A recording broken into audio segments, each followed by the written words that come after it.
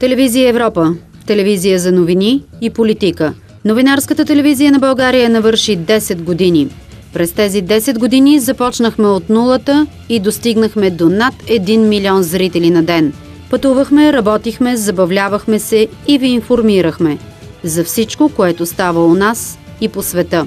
Ирак, Турция, Египет, Йордания, Франция, Германия, Италия, Австрия, Англия, Испания, Македония, Съединените щати, Гърция. Ние сме единствената българска телевизия, която интервюира американския президент Бил Клинтън. Само с нас Жан-Клод и Кристо Явашев споделиха плановете си за грандиозния проект «Портите» в Централ парк в Нью-Йорк. Веднага след избирането си за еврокомисар по хуманитарната помощ, Кристалина Георгиева избра именно Телевизия Европа, за да даде първото си интервю. Само за Телевизия Европа говори и председателят на Европейския парламент Ежи Бузек. В момента ние сме единствената българска телевизия, която има постоянен кореспондент в Брюксел, Люксембург и Страсбург. За тези 10 години хората, които работеха в новините, спечелиха много награди. За най-бързо развиваща се медия, за оригиналност, за филмите ни от Ирак, за отразяването на проблемите на малцинствата и хората в неравностойно положение, за цялостен принос за повишаване информираността относно европейските перспективи пред българската икономика, за най-коректно отношение към български език, за най-добри икономически новини, за отразяването на дейността на българските предприемачи, за най-чаровна телевизионна водеща и още много и много други.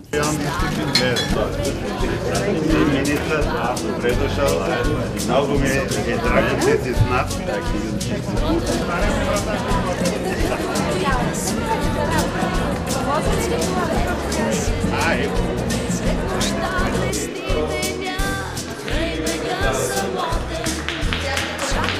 Добър вечер, уважаеми господин министър-председателю, уважаеми господа министри, уважаема госпожо кмет на София. Скъпи приятели, благодаря ви, че сме заедно. Много съм щастлив тая вечер, защото една моя отдавнашна вече мечта се сбъдна и на нашия пазар имаме една истинска, изградена по европейски образец, новинарска телевизия. От следващия месец Телевизия Европа ще стане член на Асоциацията на търговските телевизии в Европа. Това означава, че медията ще бъде свързана с едни от най-големите телевизии на Стария континент, като Sky News, френската Канал Плюс, RTL. За нас е важно, че Телевизия Европа се присъединява към асоциацията, защото тя е сериозен играч на медийния пазар и би могла да бъде още по-сериозен. Моля господин Георги Лозанов, председателя на съвета за електронни медии, да заповяда на сцената.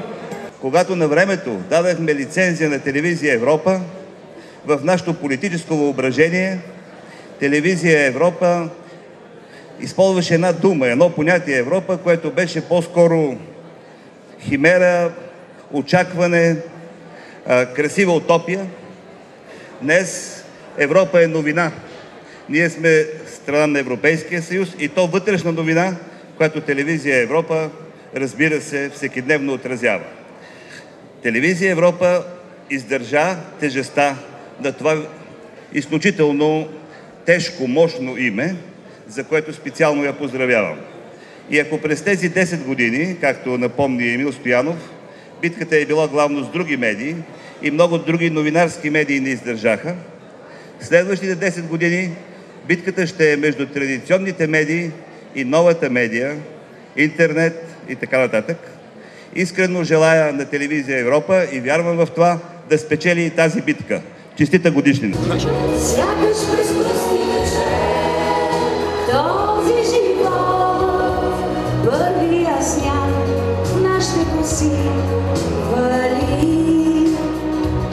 Happy birthday to you. Happy birthday to you. Happy birthday to Европа. Happy birthday to you. Започни го още един път. Happy birthday to you. Happy birthday to you.